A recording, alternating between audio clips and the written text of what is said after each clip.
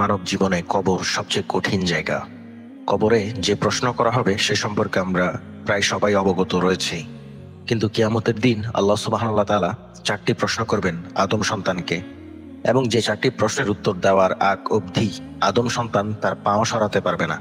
তাকে এই 4টি প্রশ্নের উত্তর দিতেই হবে। এই 4টি প্রশ্ন সম্পর্কে রাসূল সাল্লাল্লাহু আলাইহি ওয়াসাল্লাম বলেছেন, লা তাজুলু কদামা আবদিন ইয়াউমাল কিয়ামাহ, অর্থাৎ বান্দার পা একটুও লড়বে না বা সরবে না কিয়ামতের দিন, হাত্তা ইউসআলা আন উমরিহি ফিমা আফনাহ, যতক্ষণ না তাকে প্রশ্ন করা হয় তার জীবন সম্পর্কে, কোথায় সে তার জীবনকে অতিবাহিত করেছে। অর্থাৎ আল্লাহ সুবহানাহু ওয়া তাআলা তাকে যে একটা সময়কাল দিয়েছে, যে একটা বয়স দিয়েছে, এই বয়স সে পেয়ে কি আল্লাহর রাস্তায় কাটিয়েছে নাকি অন্য কোনো রাস্তায় কাটিয়েছে যেখানে আল্লাহ সুবহানাহু ওয়া তাআলার সন্তুষ্টি নেই।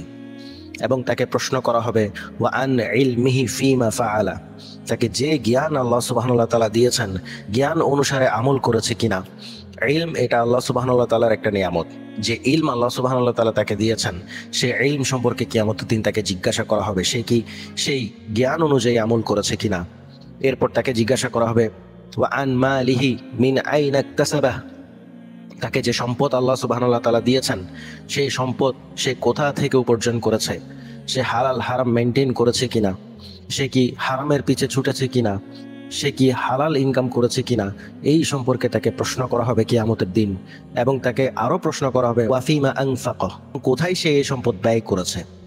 অর্থাৎ উপার্জনের ক্ষেত্রে আমরা হালাল হারামের বিষয়টা চিন্তা করি, আমি কি হালাল উপায়ে ইনকাম করছি কিনা, কিন্তু আমরা যখন ব্যয় করি তখন দেদারসে ব্যয় করতে থাকি, কোথায় হালাল হবে কোথায় হারাম হবে আমার টাকাটা দিলে, এই জিনিস আমি চিন্তা করি না। কিন্তু এই জিনিস সম্পর্কে জিজ্ঞাসা করা হবে ওয়াফিমা আনফাকা, কোথায় সে তার সম্পদ ব্যয় করেছে। এরপর তাকে আরো জিজ্ঞাসা করা হবে ওয়া আন জিসমিহি ফিমা আবলাহ, অর্থাৎ তাকে যে শরীর দেওয়া হয়েছে সেই শরীর সে কোথায় ব্যয় করেছে। এখানে শরীর ব্যয় করার অর্থ বোঝাচ্ছে সে ছোট থেকে বড় হয়েছে, তাকে সুস্থ সুঠামদেহী শরীর আল্লাহ সুবহানাহু ওয়া তাআলা দিয়েছেন, এই শরীর বা এই শক্তি সে কোথায় কাজে লাগিয়েছে। সুতরাং এই কয়েকটি প্রশ্ন আল্লাহ সুবহানাহু ওয়া তাআলা কিয়ামতের দিন তার বান্দাদেরকে করবেন। আমরা কতটুকুই বা প্রস্তুত এই প্রশ্নগুলোর উত্তর দেওয়ার জন্য?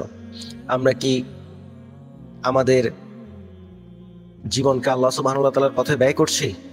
আমরা কি আমাদের ইলম অনুযায়ী আমল করছি? আমরা কি হালাল ভাবে উপার্জন করছি? এবং আমরা সতর্কতার সাথে কি আমাদের সম্পদগুলা ব্যয় করছি? এবং আমরা আমাদের শারীরিক শক্তিকে আমরা কোথায় কাজে লাগাচ্ছি? এই বিষয়ে এখনই আমাদের প্রশ্ন করার সময়। আমরা সব সময় আমাদের হিসাবকে যাতে আল্লাহ সুবহানাহু ওয়া তাআলা সহজ করেন সেজন্য আমরা দোয়া করব, আল্লাহুম্মা হাসিবনি হিসাবান ইয়াসীরা, অর্থাৎ হে আল্লাহ আপনি আমার হিসাবকে আমার জন্য সহজ করে দিন।